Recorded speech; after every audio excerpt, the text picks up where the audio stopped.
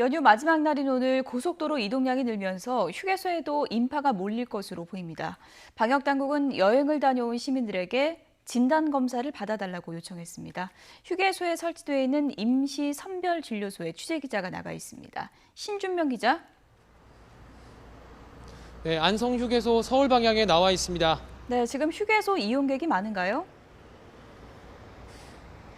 네, 오전 11시를 전후로 교통 정체가 시작되면서 휴게소 이용객도 조금씩 늘어나고 있습니다.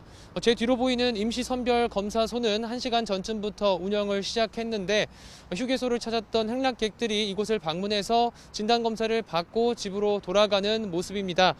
안성휴게소 서울 방향에 설치된 임시선별검사소에선 연휴 첫날인 지난 9일 130여 명이, 어제는 200여 명이 진단검사를 받았습니다. 연휴 마지막 날인 오늘은 휴게소 이용객이 많아지는 만큼 검사량도 다소 증가할 것으로 보입니다. 전국 고속도로 휴게소와 터미널 등 교통 요충지 14곳에 설치된 임시선별검사소는 이번 달 말까지 연장 운영됩니다. 휴게소에 설치된 임시선별검사소는 경기 4곳과 전남 4곳이고 터미널은 서울과 부산, 전주와 창원에 각각 1곳, 철도역은 오송과 포항에 설치됐습니다.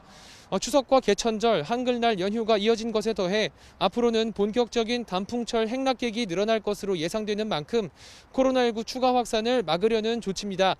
방역당국은 여행 중 방역수칙을 준수하는 것과 동시에 여행 뒤 의심 증상이 있다면 반드시 진단검사를 받아달라고 재차 당부하고 있습니다.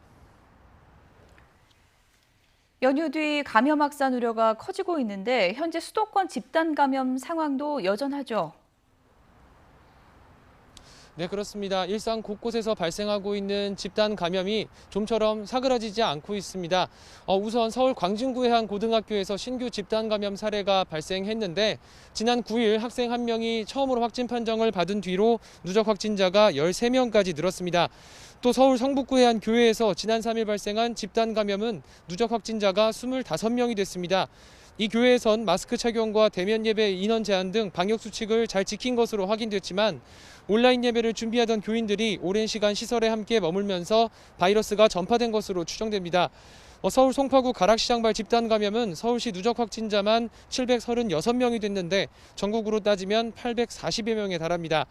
지난 8월 31일 시장 종사자의 지인이 최초로 확진된 이후 종사자와 방문자, 가족, 지인 등 N차 전파가 계속 진행되고 있는 것으로 파악됩니다.